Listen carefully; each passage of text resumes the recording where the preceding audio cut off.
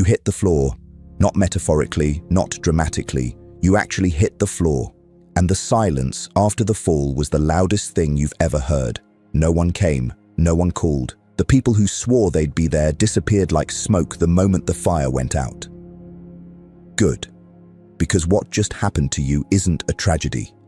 It's a selection process. And you just found out exactly who belongs in your world and who was only there for what you could offer. Most men stay on the floor. They replay the collapse, mourn what they lost, the money, the reputation, the relationships, and sit in the wreckage calling it reflection. That's not reflection. That's surrender dressed in silence. Machiavelli didn't write for men who fold. He wrote for men who study the battlefield even when they're bleeding on it. Rock bottom is not the end of your story. It is the first honest chapter. You cannot build something unbreakable on top of something that was always fragile. The collapse didn't destroy your future, it cleared the ground for it. Drop "I rise unbroken" in the comments if you're ready to start the rebuild. Number 2, the silence after the fall. Here is the first lesson Machiavelli teaches, and it is one that most men never learn because they are too busy performing grief to actually process it. Silence is not weakness. Silence is reconnaissance.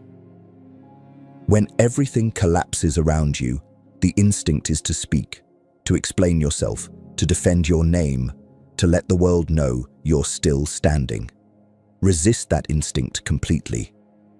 The man who talks in the aftermath of his fall gives his enemies a map of his wounds. He shows them exactly where to strike again. Instead, you go quiet. You observe. You watch who celebrates, who disappears, and who cautiously circles back. Now that you have nothing left to offer them, this information is priceless. This is your new intelligence report, and it will shape every alliance, every decision, and every move you make from this point forward. The weak use rock bottom as a stage for sympathy. The strategic use it as a laboratory. You study yourself in the wreckage. You ask cold, honest questions. Not "why did this happen to me?" but "what did I ignore? What did I tolerate? What did I allow that made this outcome inevitable?" Because nothing that destroys a man comes without warning. The signs were always there. You were simply too comfortable, too trusting, or too proud to read them. That changes now. From this moment, you become a reader of reality, not a victim of it. You stop explaining your pain to people who never had the capacity to understand your vision. You close the door, you lower your head, and you begin the most important work of your life in complete, deliberate, unapologetic silence. Drop "silent but dangerous" in the comments if this is hitting different. Let me know you're listening. Number 3, rebuild the mind first, or rebuild nothing. Before you touch the money, before you rebuild the reputation, before you make a single move toward reclaiming what you lost, led you to rock bottom will lead you right. Led you to rock bottom will lead you right back there if you leave it unchanged. The collapse was not just financial, it was not just relational, it was cognitive. Something in the way you thought about risk, about people, about your own invincibility was flawed.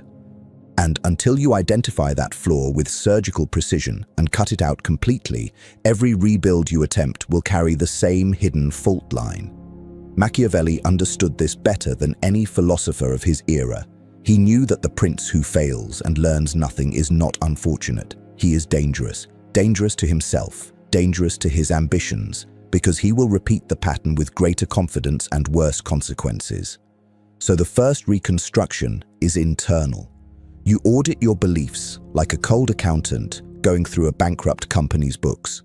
You find the lies you told yourself, that loyalty was guaranteed, that effort alone was enough, that good intentions protected you from bad outcomes. None of that was ever true.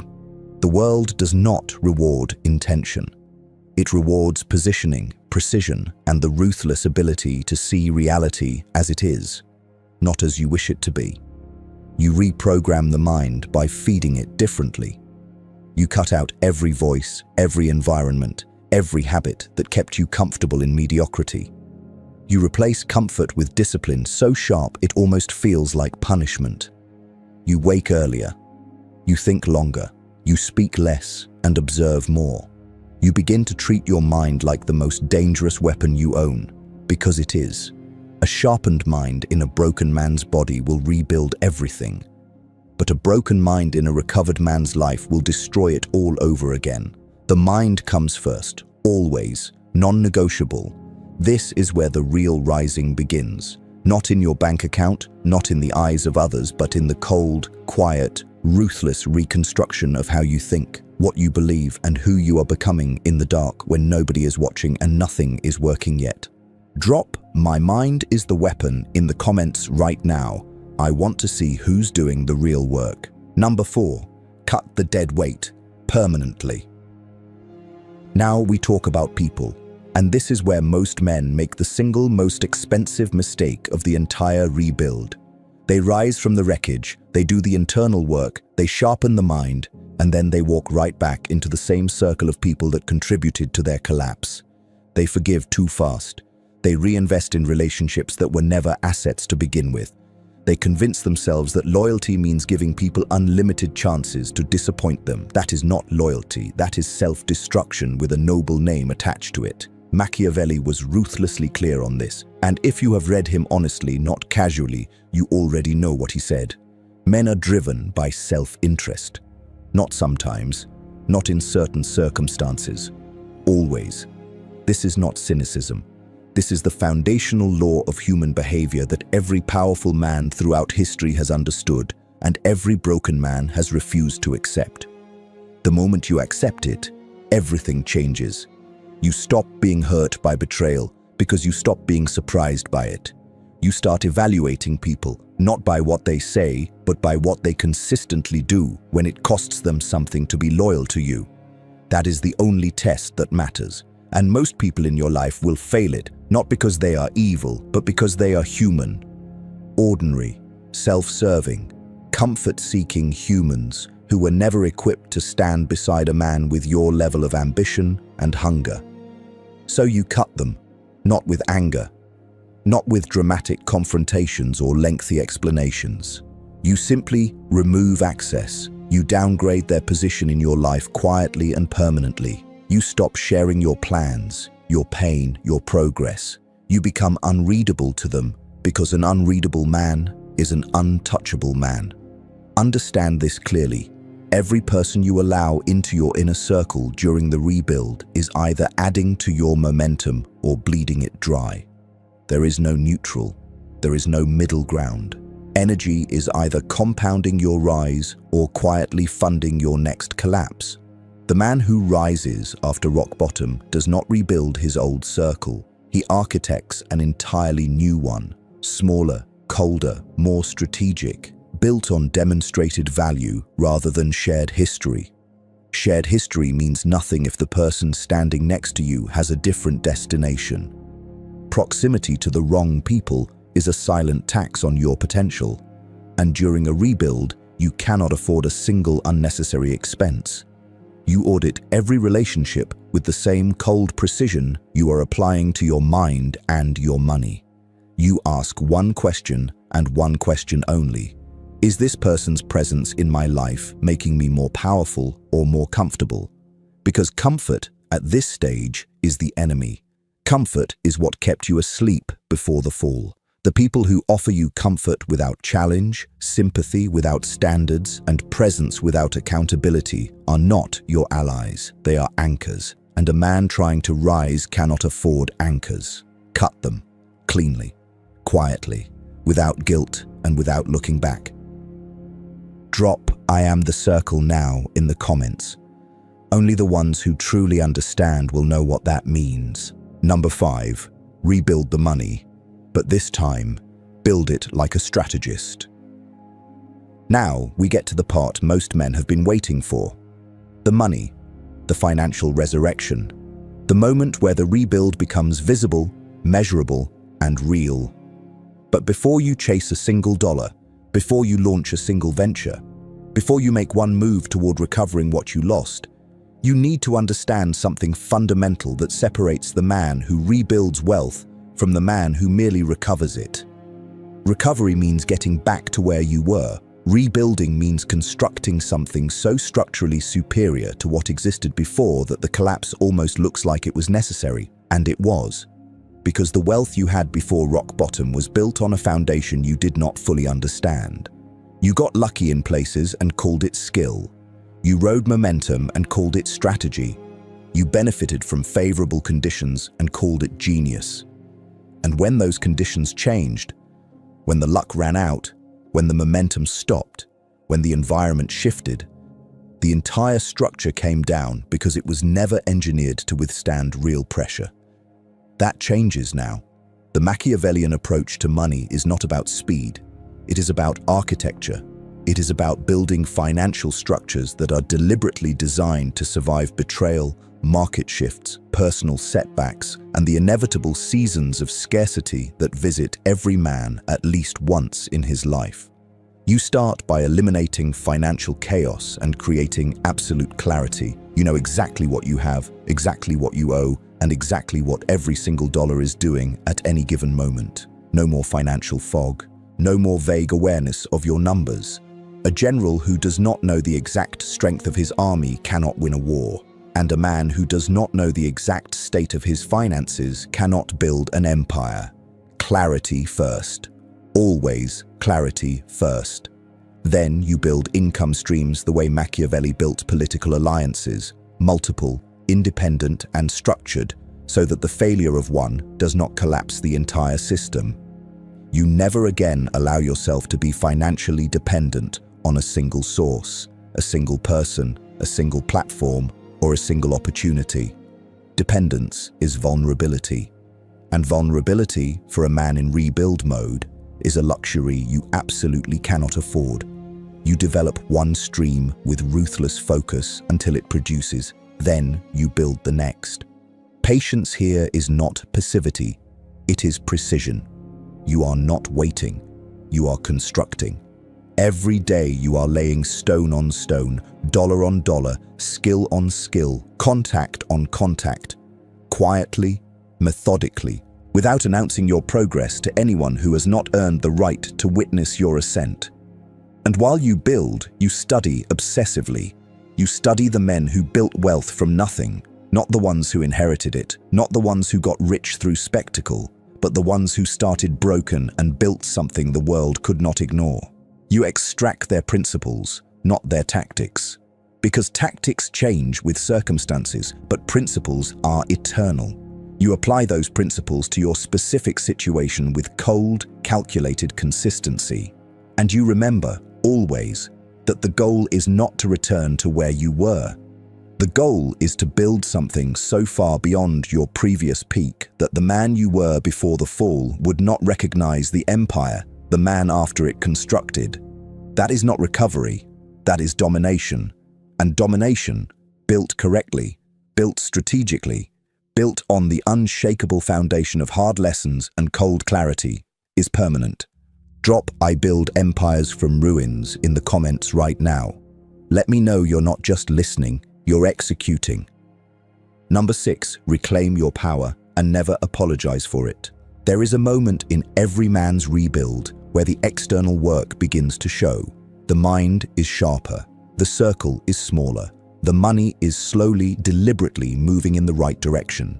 And it is precisely at this moment, when the first signs of recovery become visible, that the world around you will begin to react, and not always in the way you expect.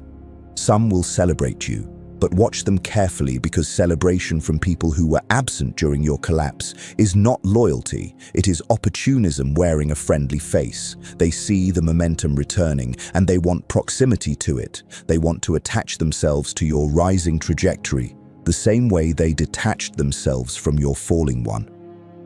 These are the most dangerous people in your rebuilt world, because they are skilled enough to appear genuine and self-aware enough to never directly acknowledge their absence. They will simply reappear, warm and familiar, as if no time passed and no silence existed. Do not let the comfort of familiarity override the intelligence of your memory. You remember exactly who was present and who was not. That memory is not bitterness, it is data. Use it with precision. But beyond the returning opportunists, there is a deeper challenge you will face during this stage of the rebuild, and it is entirely internal. It is the temptation to soften, to become palatable again, to shrink back into the version of yourself that people found easier to be around before the fall made you harder, colder, and more deliberately powerful. Society will pressure you to do this constantly and from multiple directions simultaneously. People will call your boundaries arrogance. They will call your silence intimidating. They will call your standards unreasonable and your ambition excessive. They will pathologize your discipline and romanticize your former vulnerability because your former vulnerability made them comfortable. A man without edges is easy to manage. A man who has been broken and rebuilt himself with cold precision is not. And the people around you will feel that shift even before they can articulate it. Let them feel it. Do not explain it. Do not justify it. Do not apologize for the man the fire made you. Machiavelli wrote that it is better to be feared than loved if you cannot be both. And while that principle is often misunderstood as cruelty, its true meaning is this: a man who commands respect through demonstrated strength, through unshakable standards, through the quiet authority of someone who has survived what would have destroyed others. That man does not need to chase approval. Approval comes to power. It always has. It always will. So you reclaim your power not through aggression, but through absolute consistency. You do what you say. You say only what you mean. You move with intention in every environment you enter. You stop performing confidence and start embodying it, because there is a difference that every room you walk into will immediately detect. Performed confidence is loud and seeks validation. Embodied confidence is quiet and generates it. You become the man in the room who speaks least and means most. The man whose stillness carries more weight than another man's volume. The man who has already been through the worst and walked out the other side without breaking his spine or compromising his vision. That man does not apologize for his power. He does not dim his presence to make others comfortable. He does not shrink his ambition to fit into spaces that were never designed to contain it. He expands. He occupies. He reclaims every inch of authority, influence, and presence that the collapse temporarily stripped from him. And he does it not with noise, not with performance, not with the desperate energy of a man trying to prove something, but with the cold, immovable certainty of a man who already knows exactly who he is, exactly where he is going, and exactly what he is willing to do to get there. Power is not given back to you after rock bottom. You reclaim it, deliberately, unapologetically, one calculated move at a time until the world has no choice but to adjust to your presence, rather than the other way around. Drop "power needs no permission" in the comments. Say it like you mean it, because from this point forward, you do. Number 7. Master the art of strategic patience, the weapon they never see coming. Here is where most men sabotage their own resurrection. Not through laziness, not through lack of ambition, not even through poor strategy. They destroy their rebuild through impatience. They do the work for 60 days and expect 60 months of results. They plant the seed on Monday and dig it up on Friday to check if it is growing. They move with urgency when the moment demands stillness, and they hesitate when the moment demands decisive action. And the inability to distinguish between those two moments is what separates the man who almost rebuilt from the man who actually did. Machiavelli studied power across centuries of human history and identified one quality that separated every ruler who sustained dominance from every ruler who burned bright and collapsed quickly. It was not intelligence. It was not ruthlessness. It was not even resources. It was timing. The precise, almost surgical understanding of when to move and when to wait, when to strike and when to disappear, when to reveal strength and when to conceal it so completely that your enemies begin to underestimate you. And underestimation, in the hands of a strategic man, is the most powerful weapon in existence. Because the man who is underestimated moves freely. He operates beneath the radar of competition, beneath the jealousy of peers, beneath the interference of people who would disrupt his progress if they could see it clearly. He builds in silence and emerges in strength. And when he finally moves, when he finally reveals the empire he has been constructing in the quiet. It is too late for anyone to position against him. The window has closed. The foundation is already too deep to shake. This is the art of strategic patience, and it is perhaps the most difficult discipline a rebuilding man will ever attempt to master, because everything in modern culture works against it. You are surrounded by instant results, overnight success stories, and the relentless pressure of social comparison that makes every day of slow, quiet building feel like failure. Other men are announcing their wins while you are still laying the groundwork. Other men are visible while you are deliberately invisible. And every instinct you have, every wound from the collapse, every memory of what you lost, every burning desire to prove to the people who doubted you that you were never finished, screams at you to move faster, announce louder, show more, prove more. Silence that instinct completely. Because the desire to prove yourself to people who wrote you off is the most expensive emotional luxury a rebuilding man can indulge. It redirects your energy from construction to performance. It shifts your focus from your destination to your audience. And a man performing for an audience is not building. He is entertaining. Entertainers are watched and forgotten.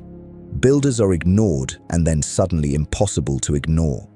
You choose which one you are going to be right now in this moment. Strategic patience is not passive. That is the misunderstanding that causes weak men to confuse it with hesitation. Strategic patience is extraordinarily active. Every day of apparent stillness is filled with relentless preparation.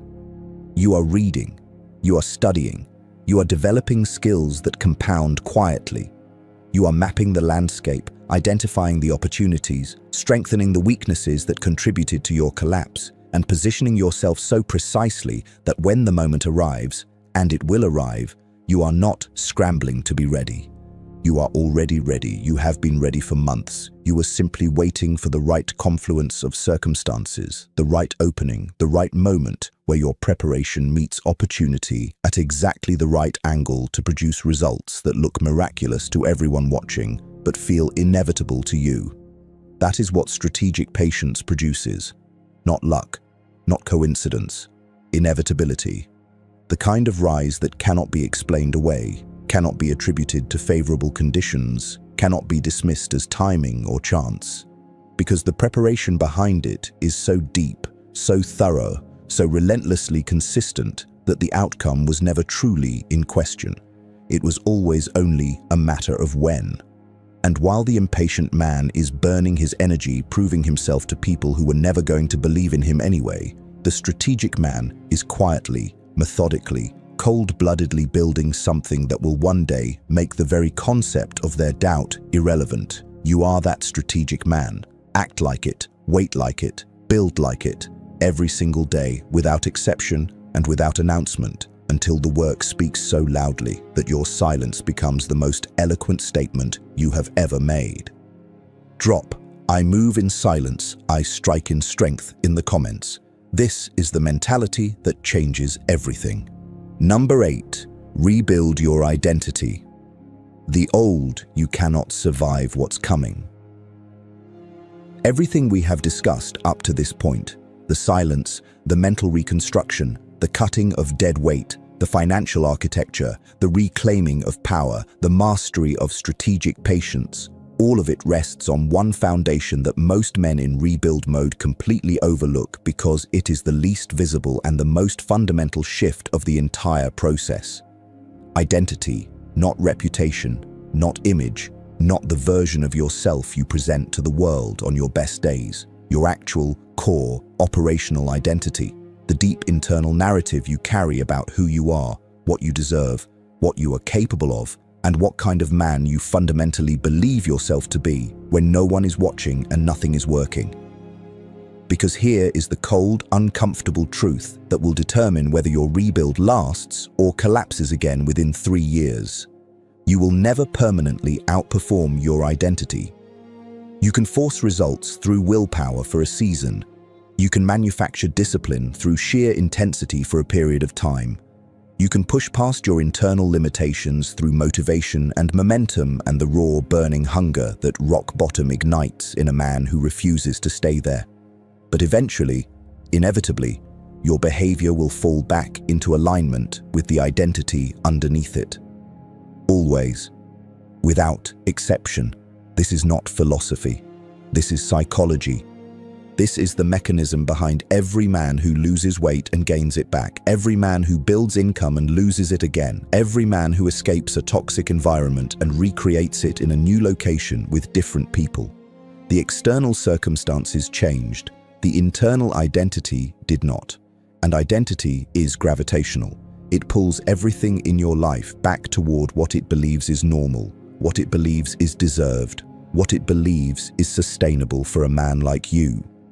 So if the identity underneath your rebuild still carries the beliefs of the man who fell, the man who trusted blindly, who avoided necessary confrontation, who valued approval over accuracy, who confused activity with strategy and busyness with progress, then everything you are building right now is sitting on a fault line.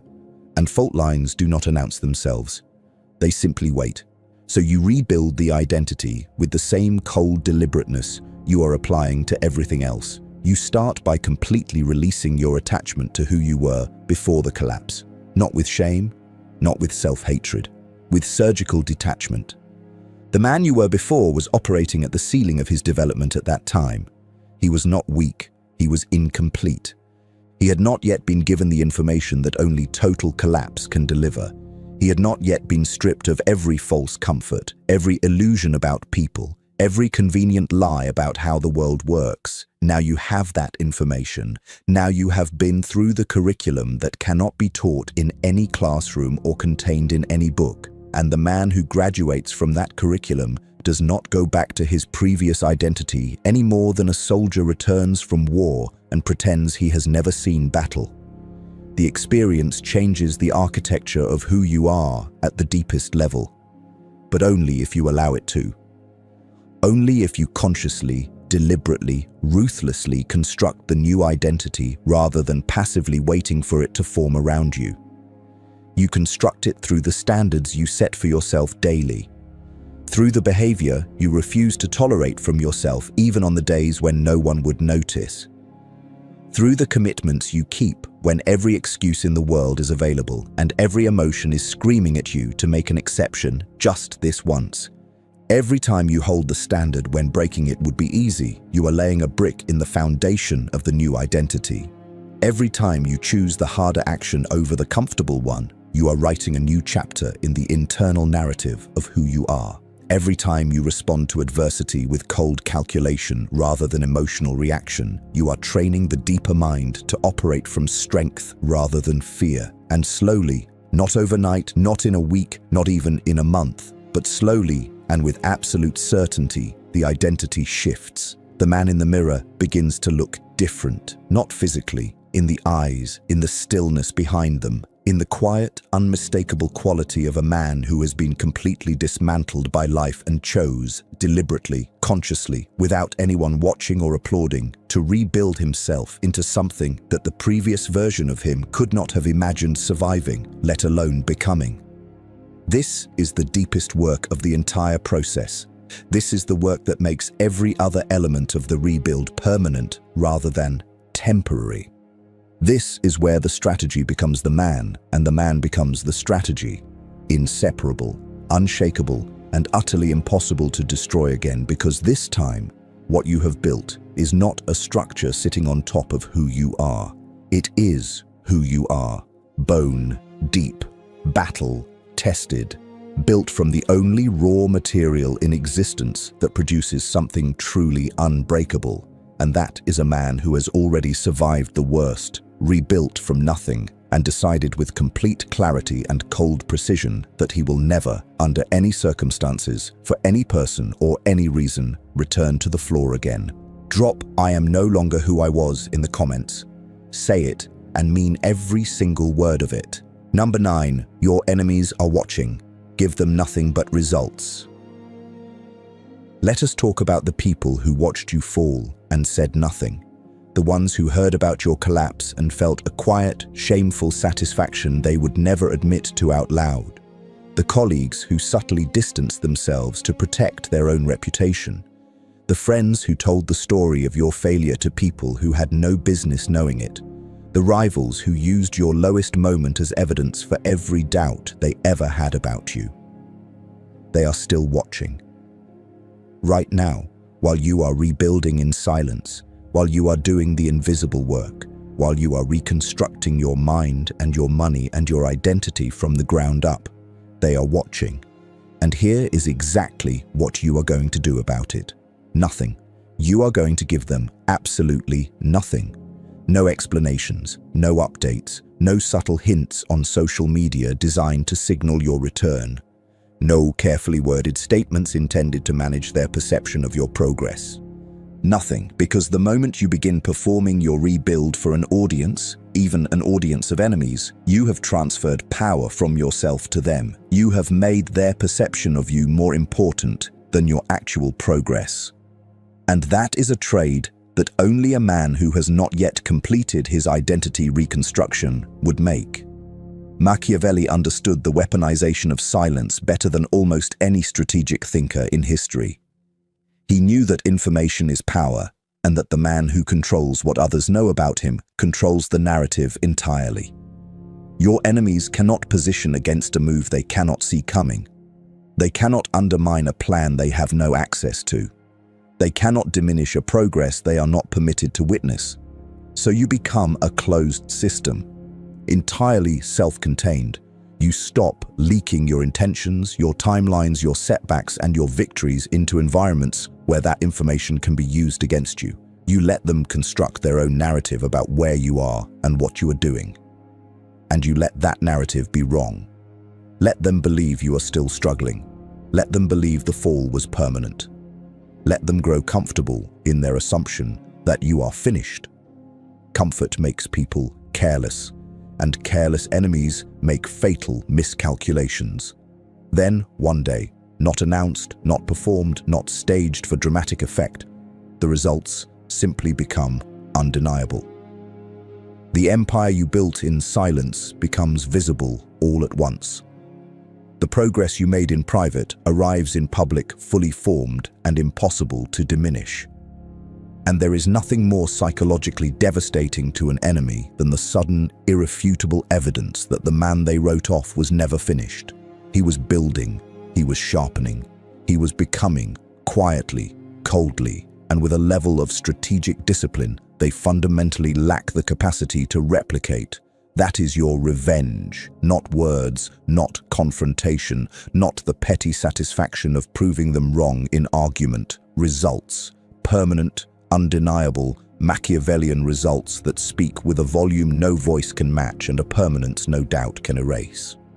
Drop "My results are my response" in the comments. Let that be the only answer you ever give them. Number 10.